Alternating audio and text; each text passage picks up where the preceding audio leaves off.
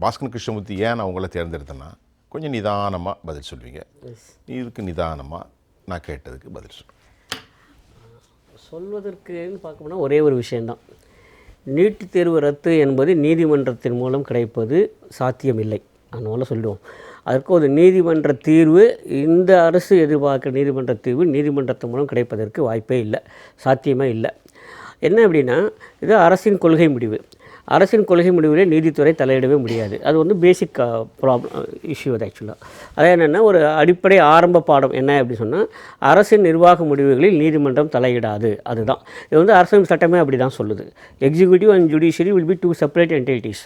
ஒன்றுக்குள்ளே இன்னொன்று வந்து தலையிடாது. அதனால் ஏற்கனவே பலமுறை மாண்புமிகு உச்சநீதிமன்றம் இதை தெளிவுபடுத்தியிருக்கிறது. உங்களுக்கு வேணும்னா நீங்கள் அரசை அணுகி பாருங்கள், நாங்கள் சொல்வதற்கு ஒன்றுமே இல்லை என்று ஏற்கனவே மாண்புமிகு உச்சநீதிமன்றம் சொல்லியிருக்கிறது. இப்போதும் சொல்கிறேன், ஏன் நீதிமன்றத்தை அணுக வேண்டும் என்று எதிர்பார்க்கல என்று தெரியவே இல்லை. ஏன்னா ஏற்கனவே எல்லாத்தையும் ஆர்கியூ பண்ணியாச்சு, அவங்க தெளிவாக சொல்லிட்டாங்க. இன்ஃபேக்ட் மாண்புமிகு உச்சநீதிமன்றம் இந்த விஷயத்தில் இந்த மனுவை ஏற்றுக்கொள்ளுமா அப்படிங்கிற கூட எனக்கு மிகப்பெரிய ஒரு கேள்வி இருக்கிறது. ஒன்று. அப்புறம் இரண்டாவது, ஒருவேளை இவர்களுக்கு தமிழ்நாட்டுக்கு ஒரு விலக்கு வேண்டும் என்று விரும்பினால் இவர்கள் அணுக வேண்டியது மத்திய அரசு தான், மாண்புமிகு உச்சநீதிமன்றத்தை இல்லை. ஆனால் அதாவது நீங்கள் அணுகுனா ஒரு அமிக்கபிள் செட்டில்மெண்ட். நேச்சுரலி அணுகுனாலும் அப்படி தானே. நீங்கள் இப்போ நான் உங்களோட சண்டை போட்டு தான் இருப்பேன், ஆனால் நீங்கள் சைடு செய்யுங்கன்னா யார் செய்வாங்க? அப்படிலாம் இல்லை. அதாவது முடிக்க முடியாது, அப்படிலாம் இருக்க முடியாது. காசா சோனில் சொன்னோன்னா ஒரு சீஸ் ஃபயருக்கு இங்கே இடமே இல்லைங்கிறேன் என்ன, சரிங்களா? இங்கே வந்து நீங்கள் பாருங்களேன், வெளியே வந்து நீட்டி முழுக்கி எல்லா குற்றச்சாட்டுகளும் அபாண்டமான பழிகள்லாம் போடுவீங்க. ஆனால் அங்கே உள்ள பிறந்தக்கப்புறம் நாங்கள் கேட்டதெல்லாம் பண்ணுங்கன்னா யாரும் பண்ண மாட்டாங்க. இன்றைய நிலையில் அரசியலில் மகாத்மாக்களுக்கு இடமில்லை. நல்லா புரிஞ்சுப்போம், சரிங்களா? நாம் என்ன போடுறோமோ அந்த பந்து தான் திரும்பி வரும். சுவற்றின் மீது எந்த பந்தை எறிகிறீர்களோ, நீங்கள் எரிகிற பந்து எந்த பந்தாக இருக்கோ தான் அதுதான் வெளியே வரும். வெளியே வரும்போது இறகு பந்தாக மாறி வராது. எவ்வளோ வேகமாக அடித்தாலும் அதை விட 2 மடங்கு வேகம், 2 மடங்கு வேகமாக நீங்கள் வீசிய பந்தே தான் வரும். நீங்கள் ரப்பர் பந்து போடுறீங்களா, இல்லை கிரிக்கெட் பால் போடுறீங்களா, இறகு பந்து போடுறீங்களோ அதுதான் திரும்பி வருமே தவிர்த்து நீங்கள் போடுறது வந்து கடினமான பந்தை போடுவேன், எதிர வரும்போது இறகு பந்தாக மாறி வரும் நீங்கள் எதிர்பார்க்கவே முடியாது. இயற்கைக்கே முரணானது, அப்படிலாம் நடக்கவே முடியாது. அதனால் இவர்களுடைய அணுகுமுறையிலேயே அந்த வேறுபாடு வேண்டும். நாங்கள் ஏற்கனவே பல முறை நம்முடைய அரங்கத்திலே நம்ம சொல்லியிருக்கோம். நீங்கள் செயலாளர்கள் மட்டத்திலே பேசி தீர்க்க வேண்டிய விஷயத்தையே அரசியலாக்குகிறீர்கள் என்று சொன்னால் அதுக்கு தீர்வே கிடைக்காது. எப்போ தீர்வு கிடைக்கும்? ஏதேனும் ஒரு இடத்துல ஒரு அரசியல் ரீதியாக ஒரு இணைகிற புள்ளி ஏதேனும் ஒன்று இருந்தாகணும். அப்படி இணைகிற புள்ளி இல்லாத வரையில் உங்களுக்கு அதற்கான தீர்வுக்கு சாத்தியமே இல்லைங்க தான் முக்கியம். அப்போ மாண்புமிகு உச்சநீதிமன்றம் போனால் இது தான் சொல்ல போகுது, இது அரசின் நிர்வாக முடிவு, நாங்கள் தலையிடுவதில்லை அப்படின்னு சொல்ல போகிறாங்க. அப்போ அரசு நிர்வாக முடிவு யார் மாற்ற முடியும்னா அரசு தான் மாற்ற முடியும். அந்த அரசுடன் நீங்கள் இணக்கமாக இருக்கிறீர்களா? மிக நிச்சயமாக இல்லை. அதற்கு எதிரே இருந்து கொண்டிருக்கிறீர்கள், முற்றிலும் எதிராக இருந்து கொண்டிருக்கிறீர்கள். அப்போ எப்படி நடக்கும்? பாஸ்கரன் சார், இப்போது ஒரு மக்கள் விளிம்பியங்களில் மக்களுடைய நலம் காக்கும் ஒரு அரசு எந்த எல்லைக்கும், எனக்கு உலகத்தில் பல வரலாறை பார்க்குறோம், கடைசியில் சமாதானம் ஒன்று தான் தீர்வாக அமையும். உலகத்தில் இன்றைக்கு வன்முறைகள் ஒருபோதும் தீர்வாகாது.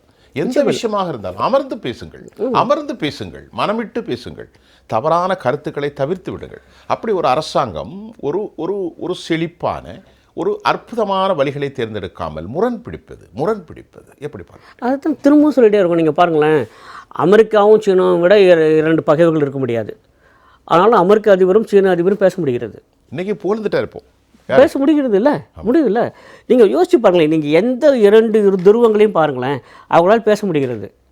ஆனால் இங்கே என்ன பிரச்சனை அப்படின்னா, பேசினாலே தனக்கு ஏதோ தன்னுடைய ஓட்டு வங்கி பாதிக்கப்படுமோங்கிற ஒரு எண்ணத்தில் சில பேர் இருக்கிற போது ஒன்றுமே பண்ண முடியாது. நான் திரும்ப சொல்கிறேன், மக்களுக்கு நல்லது செய்ய வேண்டும் சொன்னால் உங்களுடைய நிலையை நீங்கள் மாற்றிக்கொண்டு தான் ஆக வேண்டும். எல்லாருக்கும் நான் சொல்கிறது அதுதான். புரிஞ்சுக்கிங்க, கட்சி நலனா மக்கள் நலனா அதுதான் வேணும். ஆனால் ஒவ்வொரு முறையும் கட்சி நலன் தான் முக்கியம், மக்கள் நலன் பின்னுக்கு தள்ளப்படுகிறது அப்படி சொல்கிற போது உங்களுக்கு தீர்வுக்கான சாத்தியமே இல்லை. அதுக்கான வழிகளை நீங்களே அடைச்சிடுறீங்க.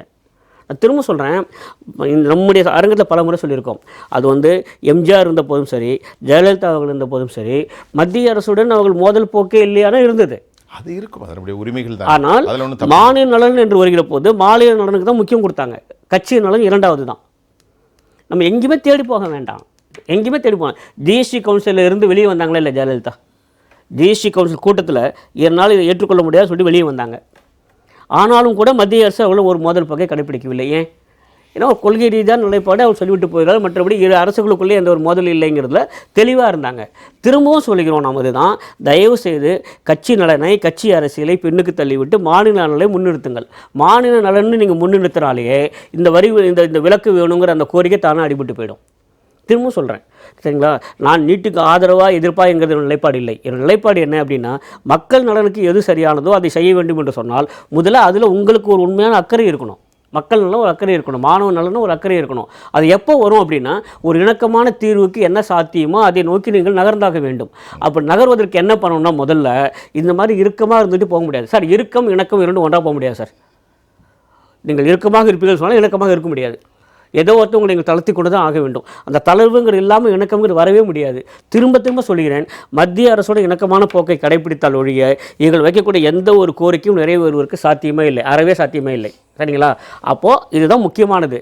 நீதிமன்றத்தை அணுகுவதனால எதுவும் தீர்வு கிடைக்குமானா தீர்வு கிடைப்பதற்கு சாத்தியம் இல்லைங்கிறது தான் என்னுடைய சிற்றெடுக்கு எட்டிய விஷயம். அவ்வளோதான். பாஸ்கர் சார் சொல்லுங்கள். இந்த விவாதத்தில் அந்த கருப்பொருள் அதை விட்டு வெளியே போக தயாரில்லை. ஆமாம், அதை விட்டு வெளியே போக தயாராக இல்லை. என்ன அப்படின்னா, நீதிமன்றத்தை அணுகுவது என்பது ஒரு தேவையற்ற ஒரு முடிவாக தான் தோணுது. ஏன் அப்படின்னா, உச்சநீதிமன்றத்தை எப்போது அணுகலாம்னு இருக்குது. என்னென்ன, when you are questioning the constitutional validity of an act, அப்போ நீங்கள் போகலாம். அதாவது சாசனத்தின்படி அது வந்து வேலிடிட்டி இருக்கா இல்லையா, அது உண்மையாக அது பொருந்தக்கூடியதா இல்லையா, ஆமாம் கான்ஸ்டிடியூஷனல் வேலிடிட்டி மட்டும்தான் கொஸ்டின் பண்ணவே முடியும், இல்லை பண்ண முடியாது. ஏன் அப்படின்னா, சாசனத்தின்படியே இந்தியா முழுமைக்குமாக ஒரு சட்டமேற்று அதிகாரம் நாடாளுமன்றத்துக்கு இருக்கிறது. சரிங்களா? நாடாளுமன்றம் ஒரு சட்டம் இயற்றினால் அது இந்தியா முழுமைக்கும் பொருந்தி வரக்கூடியதுங்கிறத சாசனமே சொல்லியிருக்கு. நாடாளுமன்றத்துக்கு அந்த அதிகாரம் தரப்பட்டிருக்கிறது. சாசனம் நாடாளுமன்றத்துக்கு தந்திருக்கிற அதிகாரத்தை மாண்புமிகு உச்சநீதிமன்றம் கூட பறிக்க முடியாது. நான் நல்லா தெளிவாக சொல்லிடுவோம். அப்போ இவங்க எதுக்காக அங்கே போகிறாங்க? கான்ஸ்டிடியூஷனல் வேலிடிட்டி ஏற்கனவே நிரூபிக்கப்பட்டு விட்டது, மாண்புமிகு உச்சநீதிமன்றமும் சொல்லிவிட்டது. இதில் வந்து we don't see any contravention, இந்த கான்ஸ்டிடியூஷனுக்கு மாறாக முரணாக இங்கே எதுவுமே இல்லை அப்படின்னு சொல்லிட்டாங்க. திரும்ப திரும்ப திரும்ப அங்கே போய் கதவை தட்டி என்ன புதுசாக சொல்ல போகிறாங்க? நேற்றுக்கு இருந்த கான்ஸ்டிடியூஷனல் வேலிடிட்டி இன்றைக்கி மாறி இருக்கா அப்படின்னா இல்லை. சாசனத்தை எதுவும் மாற்றமே இல்லை, அதே சாசனம் தானே, அதே பிரிவு தானே இருக்குது. நீங்கள் எங்கே போய் மாற்ற போகிறீங்க, அப்போ இது எதற்காக போகிறீங்க அப்படிங்கிறதுக்கு ஒரு பதில் இல்லை. ஒன்று இல்லைங்களா? இரண்டாவது, மீண்டும் சொல்கிறேன், நாடாளுமன்றத்தின் மூலம் இதற்கு ஒரு தீர்வு வர வேண்டும் என்றால் உங்களுக்கு குறைந்தபட்சம் ஒரு சிம்பிள் மெஜாரிட்டியாவது இருக்கணும் நாடாளுமன்றத்தில் உங்களுக்கு சப்போர்ட் பண்ணுறதுக்கு. ஆனால் அகில இந்திய கட்சிகளிலே கூட எத்தனை கட்சிகள் இவர்களுக்கு ஆதரவாக இருக்கும்னு யோசிச்சு பாருங்கள். இங்கே என்ன வேணால் பேசலாம், நாடாளுமன்றத்தில் வருகிற போது ஒரு அகில இந்திய கட்சி உங்களுக்கு ஆதரவாக நிற்கும். பிரதர்ஹுட் ஆர்கனைசேஷன் இருக்கு இல்லையா, இந்தியா கூட்டணி சோகால், அதிலிருந்து எத்தனை பேர் வருவாங்க? அதான் இருக்காது. அதை நான் திரும்ப சொல்கிறேன். நீங்கள் என்ன பண்ணணும், அப்போது நீங்கள் உச்சநீதிமன்றத்தை அணுகுவதற்கு முன்பாக, நாடாளுமன்றத்தில் குரல் எழுப்பதற்கு முன்பாக உங்கள் பக்கம் உங்களுடைய பெரும்பான்மையை வலுவாக்கி கொள்ளுங்கள். நாடாளுமன்றத்தில் உங்களுக்கு ஒரு பெரும்பான்மையை கொண்டு வரும்போது எதாவது பண்ணுங்கள். அது இல்லாமல் பண்ணவே முடியாது, வேறு வழியே இல்லை. ஒரே வழி தாங்க, இங்கே போடுவதற்கு ஒரு பாதை தான் இருக்கிறது. நீங்கள் வேறு எந்த பாதையில் சென்றாலும் அங்கு சென்று சேரவே முடியாது. தெரிஞ்சிருந்தும் நாங்கள் சட்ட ரீதியாக எதிர்கொள்வோம் அப்படிங்கிறதுக்கு இதில் என்ன இருக்குது எதிர்கொள்கிறதுக்கு? அழகான பாடல், பாதை மாறி போனால் ஊர் வந்து சேர நிச்சயம் போகாது. ஆமாம், ஊர் வந்து சேர. ஆமாம், அதில் இன்னொன்று இருக்குது, ஒரு ஊரே இல்லை, அதுக்கு என்ன வழி இல்லை, அதில் இன்னொரு வரி இருக்குது. இன்னொன்று எழுதியிருப்பார், அவ்வளோ தொடக்கம் இல்லை, செக்கு மீது ஏறிக்கொண்டால் சிங்கப்பூர் போகுமா அப்படின்னு இருப்பார். இவங்க செக்கு மீது ஏறிக்கிட்டு செக்கு மீது உட்காந்துக்கிட்டு நாங்கள் வந்து சிங்கப்பூர் போனால் சுற்றி சுற்றி அங்கே தான் வந்துட்டு இருக்கணும், போகவே முடியாது. திரும்பவும் சொல்கிறேன்னா, ஒரு அரசியல் சார்பு இல்லாமல் நடுநிலையாக நாம் இதை பார்க்கிற போது நமக்கு மிக தெளிவாக தெரியக்கூடிய ஒரு விஷயம் என்னென்னா, there is no question of any constitutional validity so far as it is concerned. அப்படி இல்லாத போது நீங்கள் எதை கொண்டு வந்து உச்சநீதிமன்றத்தில் நிறுத்தப் போகிறீர்கள்? அது ஒன்று. மற்ற கேள்வியாக கேட்க மாட்டாங்க, நீங்கள் எத்தனை பேர் பாஸ் பண்ணுறீங்க, நீங்கள் ஏன் பாஸ் பண்ண மாட்டீங்க, நீங்கள் அறிவாளிகள் யாரும் நம்ம கேள்வியாக கேட்க மாட்டாங்க உச்சநீதிமன்றத்தில். ஒரே கேள்வி தான், எதை அடிப்படையாக வைத்து இந்த மனுவை போட்டிருக்கீங்க, கான்ஸ்டிடியூஷனல் வேலிடிட்டி இருக்கா இல்லையா, அவ்வளோதான். கான்ஸ்டிடியூஷனல் வேலிடிட்டி இல்லை அப்படின்னா நீங்கள் சொல்லுங்கள் எந்த பிரிவின் கீழே கான்ஸ்டிடியூஷனல் வேலிடிட்டி இல்லைன்னு சொல்கிறீங்க. அதுக்கு மேலே உச்சநீதிமன்றம் உள்ளே போகாது. சரிங்களா? அங்கேயே டிஸ்கஸ் பண்ணிடும். ஸோ இது ஒன்று. இரண்டாவது, மீண்டும் சொல்கிறேன், நாடாளுமன்றத்தில் போக வேண்டும் என்று சொன்னால் இவர்களால் 1/10 அளவுக்கு கூட இவர்களால் அதிலே வாக்குகள் பெற முடியாது, இவங்களுக்கு ஆதரவாக. அது அவர்களுக்கு தெரியவும் செய்யுமல்ல. நான் வந்து இந்த காரணத்தோடு சொல்கிறேன், 543 பேர் அங்கே உறுப்பினர்கள், உங்களால் 55 உறுப்பினர்கள் கூட அங்கே கொண்டு வர முடியாது. அதுதான் நிலைமை. அப்போது அங்கே என்ன பண்ண முடியும்? அப்படி தான் போகணும். இது ஒரு அரசியல் நகர்வாகத்தான் கொண்டு செல்ல முடியுமே தவிர நீதிமன்றத்தின் மூலம் சட்டப்படிதான நகர்வுக்கு இங்கே சாத்தியம் இருக்கிறதா என்றால் இல்லை. அரசியல் ரீதியாக கூட அநேகமாக நாம் சொல்லக்கூடிய அந்த ஒரு கட்சியை எப்போது அனைத்து கட்சி கூட்டத்தை போட்டிருக்கிறதோ அதை சொல்லிக்கிறேன், அநேகமாக அகில இந்திய அளவில் தனிமைப்படுத்தப்படும் இந்த விஷயத்தில். திமுக நான் பேரெலாம் சொல்ல மாட்டேன், அரசியல் கட்சி பேரெலாம் சொல்கிறது இல்லை. சரிங்களா? அதனால் தனிமைப்படுத்தப்படுவதற்கு தான் சாத்தியம் இருக்குங்கிறனால இது போகாத ஊருக்கு ஒரு வழி, அவ்வளோதான்.